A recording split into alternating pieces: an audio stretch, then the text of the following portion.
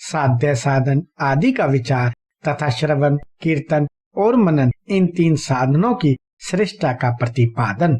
व्यास जी कहते हैं, सूत जी का यह वचन सुनकर वे सब महर्षि बोले, अब आप हमें वेदांत सर्वस्वरूप अद्भुत शिव पुराण की कथा सुनाइए। सूत जी ने कहा, आप सब महर्षिगण रोग शोक से रहित कल्याण में भगवान शिव का स्मरण करके पुराणेश्वर शिव पुराण की, जो वेद के 7 तत्व से प्रकट हुआ है, कथा सुनिए।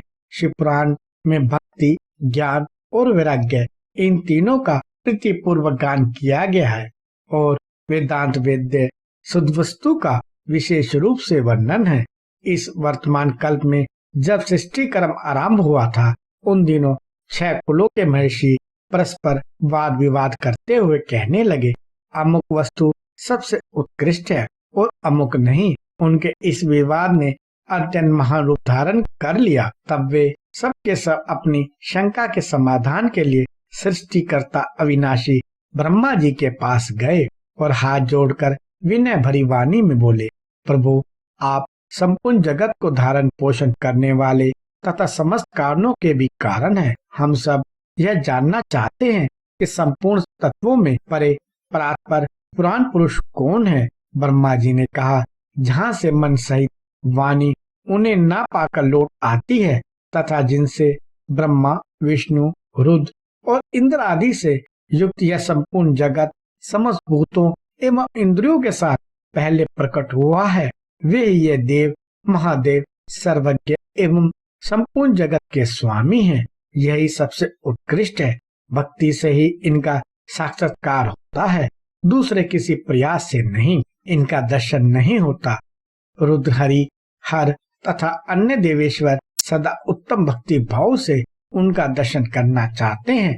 भगवान शिव में भक्ति होने से मनुष्य संसार बंधन से मुक्त हो जाता है। देवता के कृपा प्रसाद से उनमें भक्ति होती है और भक्ति से देवता का कृपा प्रसाद प्राप्त होता है। कि उसी तरह जैसे यह अंकुर से बीज और बीज से अंकुर पैदा होता है। इसलिए तुम सब ब्रह्म ऋषि भगवान शंकर का कृपा प्रसाद प्राप्त करने के लिए भूतल पर जाकर वहां सहस्त्रों वर्षों तक चालू रहने वाले एक विशाल यज्ञ का आयोजन करो।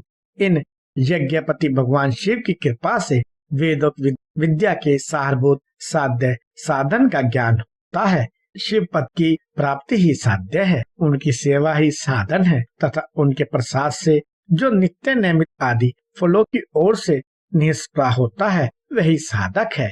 वेदों कर्मों का अनुष्ठान करके उसके महान फल को भगवान शिव के चरणों में समर्पित कर देना ही परमेश्वर पद की प्राप्ति है। वही सालोक्य आदि के क्रम से प्राप्त होने वाली मुक्ति है। उन ऋषियों की भक्ति के अनुसार उन सबको उत्कृष्ट फल की प्राप्ति होती है। उस भक्ति के साधन अनेक प्रकार के हैं, जिनका साक्षात महेश्वर ने प्रतिपादन किया है। उनमें से सारभूत साधन को संक्षिप्त करके मैं बता रहा हूँ। कान से भगवान के नाम गुण और लीलाओं का श्रवण, वाणी द्वारा उनका कीर्तन तथा मन के द्वारा उनका मनन, इन तीनों को महान साधन कहा गया है। तात्पर्य यह है कि महेश्वर का श्रवण कीर्तन और मनन करना चाहिए। यही श्रुति का वाक्य इन सब के लिए प्राणभूत है। इसी साधन से संपूर्ण मनोरथों की सिद्धि में लगे हुए आप लोग परम साध्य को प्राप्त होंगे। लोग प्रत्यक्ष वस्तु को आंखों से देखकर उसमें प्रवृत्त होते हैं, परंतु जिस वस्तु का कहीं भी प्रत्यक्ष दर्शन नहीं होता, उसे श्रवणेन्द्रिय द्वारा जानकर सुनकर मनुष्य उसकी प्राप्ति के लिए चेष्टा करता है। अतः पहला साधन श्रवण ही है। उसके द्वारा गुरु के मुख से तत्व को सुनकर श्रेष्ठ बुद्धि वाला विद्वान अन्य साधन कीर्तन एवं मनन की सिद्धि करे।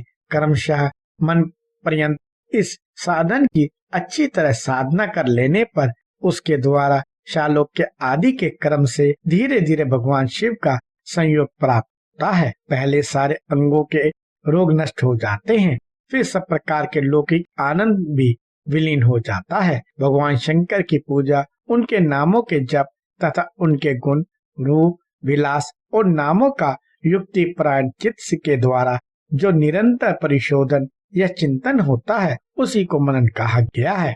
वह महेश्वर की कृपा दृष्टि से उपलब्ध होता है, उसे समस्त श्रेष्ठ साधनों में प्रमुख कहा गया है। सूत जी कहते हैं, हे मुनीश्वरों, इस साधन का महात्म बताने के प्रसंग से मैं आप लोगों के लिए एक प्राचीन वृत्तांत का वर्णन करूंगा, उसे ध्यान देकर आप सुने।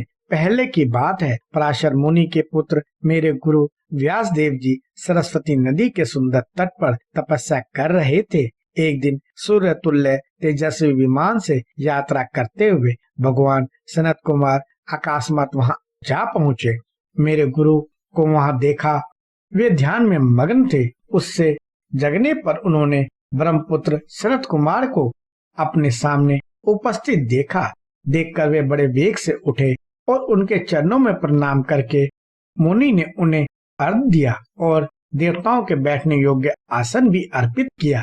तब प्रसन्न हुए भगवान सनत कुमार विनीत भाव से खड़े हुए व्यास जी से गंभीर वाणी में बोले, मुने, तुम सत्य वस्तु का चिंतन करो। वह सत्य पदार्थ भगवान शिव ही हैं, जो तुम्हारे साक्षात्कार के विषय होंगे।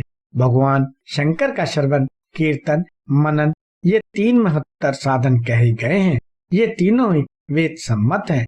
पूर्व काल में मैं दूसरे साधनों के संभ्रम में पड़कर घूमता भामता मंदराचल पर पहुंचा और वहां तपस्या करने लगा। तदंतर महेश्वर शिव की आज्ञा से भगवान नंदिकेश्वर वहां आए।